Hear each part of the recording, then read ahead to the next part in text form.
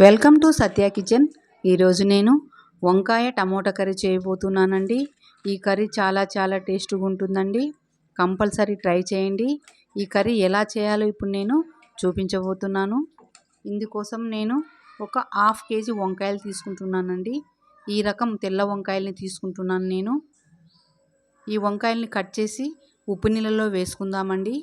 ఇప్పుడు మనము ఒక ప్యాన్ తీసుకొని అందులో ఒక 2 టేబుల్ స్పూన్ల ఆయిల్ వేసుకుంటున్నాము. తర్వాత పోపు దినుసులు వేసుకుంటున్నామండి. జీలకర్ర, ఆవాలు, మినపప్పు, శనగపప్పు, కరివేపాకు, ఎండుమిరపకాయ ఇవన్నీ వేసి బాగా వేయించుకోవాలండి. చూడండి, తాలింపు రెడీ అయిపోయింది.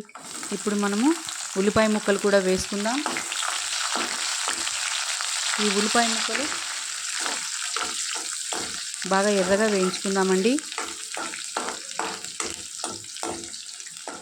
చూడండి, ఈ విధంగా ఎర్రగా అయితే సరిపోతుంది. ఇప్పుడు ఉప్పు నీళ్ళలో వేసుకున్నటువంటి ఈ వంకాయ ముక్కల్ని తాలింపులో వేసుకుందామండి.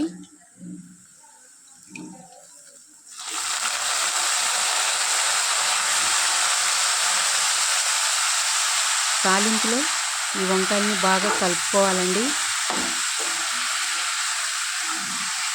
కలుపుకున్న తర్వాత ఇప్పుడు కూరకు రుచి ఇవ్వడానికి ఉప్పు, కారం, పసుపు మీ టేస్ట్కి తగ్గట్టు వేసుకోండి.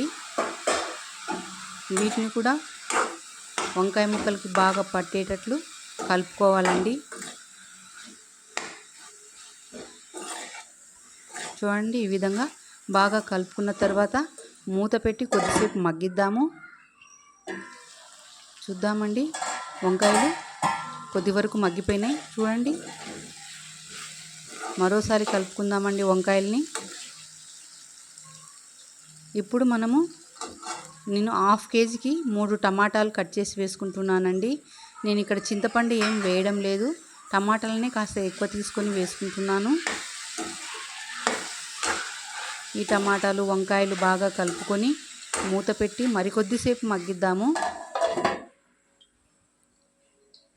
చూద్దామండి, వంకాయ ముక్కలు, టమాటాలు కూడా మగ్గుతున్నాయి. ఒకసారి కలుపుకుందాం. ఈ వంట చేసేటప్పుడు వంకాయ కర్రీ చేసేటప్పుడు మంటని మీడియం ఫ్లేమ్లో పెట్టుకొని చేయాలండి. మాడిపోకుండా మధ్యన కలుపుతూ ఉండాలి. ఇక్కడ నేను కొద్దిగా ఒక టీ గ్లాస్ అంత వాటర్ని యాడ్ చేసుకుంటున్నానండి. ఒకవేళ మీకు లూజ్గా ఉండాలి కర్రీ అనుకుంటే కాస్త ఎక్కువ నీళ్ళు యాడ్ చేసుకుంటే సరిపోతుందండి. మూత పెట్టి మరికొద్దిసేపు మగ్గిద్దాం.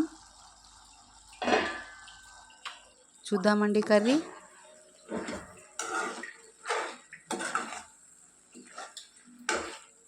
ఇప్పుడు ఈ కర్రీలోకి మనం ఒక పౌడర్ని రెడీ చేసుకుందామండి.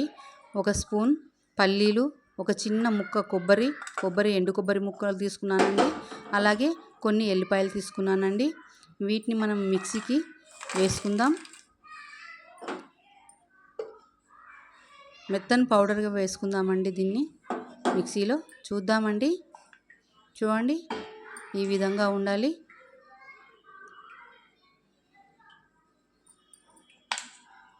ఈ పౌడర్ని సైడ్కి పెట్టుకుందామండి. మూత తీసి చూద్దాం కర్రీ ఎంతవరకు వచ్చిందో. చూడండి, కర్రీ ఉడికింది లేదో ఒకసారి చెక్ చేద్దాం. కర్రీ ఉడికిపోయిందండి. ఇప్పుడు నేను కొంచెం ఉప్పు తక్కువగా ఉంది కాబట్టి కొంచెం సాల్ట్ వేసుకుంటున్నానండి. తర్వాత మిక్సీకి వేసి పెట్టుకున్నటువంటి పల్లి, కొబ్బరి పొడిని ఈ కర్రీలో వేసుకుందాం. తర్వాత కొద్దిగా ధనియాల పొడి కూడా వేసుకుందామండి. ఈ పౌడర్ వల్ల కర్రీకి మంచి టేస్ట్ వస్తుందండి. ఒక్కసారి కలుపుదామండి.